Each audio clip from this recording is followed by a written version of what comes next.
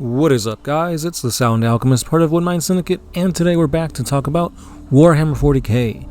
So lately, I feel like I've been talking about the Night Lords kind of indirectly for a good amount of time. So today, let's go into a Night Lord Dreadnought describing their existence. So basically, a Dreadnought is a living sarcophagus, essentially a coffin for the Space Marine that's been injured to the point where they can't actually do anything. But instead of outright killing the Space Marine, they're basically put in this machine that keeps them alive. And not just that, it also kind of is used as a means of sharing wisdom. So if you have a notable Space Marine, say a captain or a librarian, that has fallen in battle, but they're not dead, they can take the body, inter it into this machine, and it could still be used as a means to spread the Emperor's wrath against their enemies, or they can be held in kind of a stasis and be used to kind of teach the new generation of Space Marines the wisdom of the old. So here we have Malkarian the War Sage, who was a former captain of the Night Lord's 10th Company, who is now in a Dreadnought. This is all during the Siege of Terra, so once again we're going back to the 30k era of 40k to learn just exactly what's going on with these Dreadnoughts. So without further ado, guys, let's go ahead and dive into this lore. He should never have been awakened. Had he not served with heart and courage and loyalty? Had he not slain the Primarch's enemies? Had he not obeyed the orders of the first War Master? What more did life demand of him? Now he walked once again, striding through the waking world. And for what? To witness the degradation of everything the Legion he had once been a part of? To stand defiant against Vandred while 10th Company crumbled in their final moments of its decay?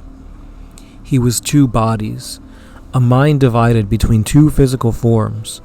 On one level, through the most immediate perceptions, he felt what was now.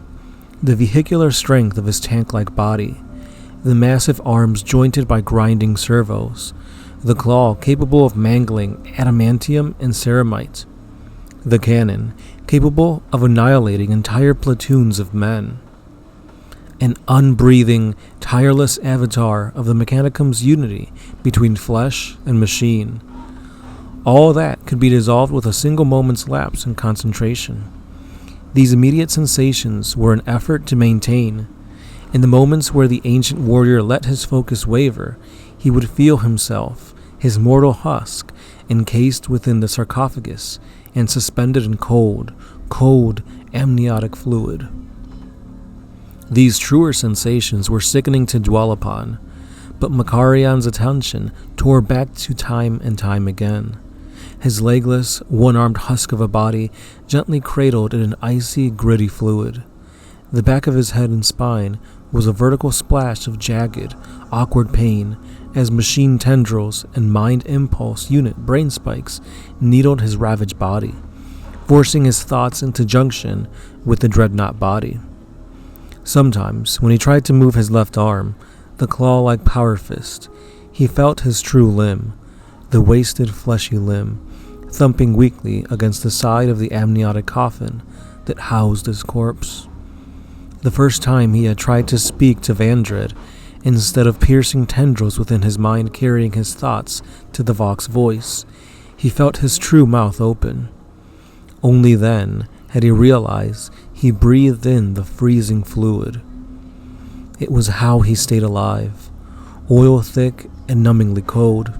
The amniotic circulated through his respiratory system. The ooze caked his lungs, a dead weight within a heapless, helpless, strengthless body. A long time ago, he had battled alongside his brothers of the Iron Hands Legion. After those wars had ended, he battled against those same brothers. Malkaria knew their beliefs well. It was strange to him that these resilient warriors found this eternal entombment to be some kind of glorious afterlife. "I will lead the next surface assault," he'd boom at the gathered Night Lords. The warriors of his legion bowed their heads or thumped their fists to their breastplates in respect. in pride. Incredible. They saw only what was on the outside. They had no conception of the withered corpse within its starved face as it pressed against the front of its coffin. We are the lords of the night. We are the sons of the 8th Legion, and we will take 1717, so that for 1,000 years the Imperium will lament the hour of our coming to Christ. The cheers had been loud and long. Prepare a drop bod, the Dreadnought demanded. I stand in midnight clad once more, and my claws thirst for Imperial blood. The cheers roared louder.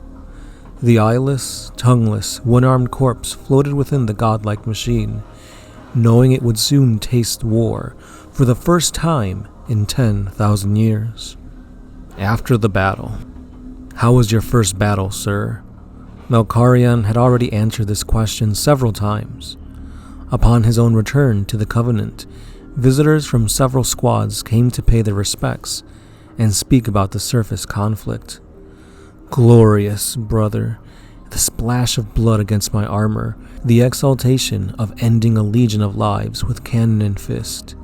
It will be a great triumph when we take this world in our Father's name. Talos smiled, but just barely. Now tell me the truth. The servitors attending Malkarian paused momentarily as the Dreadnought made a gear-shifting grind of song. As the Dreadnought made a gear-shifting grind of a sound. Joyless, passionless, lifeless. Are you angry at me for waking you? Were I angry, brother, you would already be dead. I would erase you from my sight, the way I annihilated that Atramentar bastard Vrao. I never liked him. No one did. I do not understand what is needed of me. That is all. Talos, consider this for a moment. Do you realize how you sound to me, sir? To all of us? How your voice hangs in the air like an echo of thunder and stampedes across the Vox. I am not obtuse, boy. I am not blind to this form's inspirational qualities, but I am dead. That is the truth, and it will tell in the end. Tonight was a fine victory, not a life lost. We make planetfall again in 3 hours. Dawn will see the mountain fortress breached. And I will pretend to care, brother. Have no fear. I heard how you rallied 9th and 10th Claws on the field of battle. All I did was kill for hours and bellow at the enemy. Another grinding sound clunked from the depths of the Dreadnought. What was that? My auto-loader cycling, Malkarian lied. It had been how his behemoth body translated a chuckle. And there you have it, guys. This was some interesting lore showing you just how dead inside, literally, these guys are. Time and time again, you see Dreadnoughts just becoming a monster on the battlefield, ripping apart tanks, blowing infantrymen to smithereens. These guys are literally outfitted with whatever weapons they need to get the job done, be it plasma cannon, assault cannon, claws. Some of them are even capable of wielding experimental weaponry, sea cannons and the like. But here you see that just the basic armament is more than capable of destroying a space marine. And at the end of it all, it means almost nothing to the person inside the sarcophagus. The Dreadnoughts are one of the most amazing, grim, dark pieces of tech that you'll see in the entire 40k universe. And I think it really speaks to us seeing that these warriors, these space marines, are kind of numb to it all after being interred on here. And it gets even worse if you're put inside of a Hellbrute. So I'll leave it at that. If you guys want me to cover some lore about the Hellbrutes and just how a painful experience that is, let me know down below. But that's all I got for today, guys.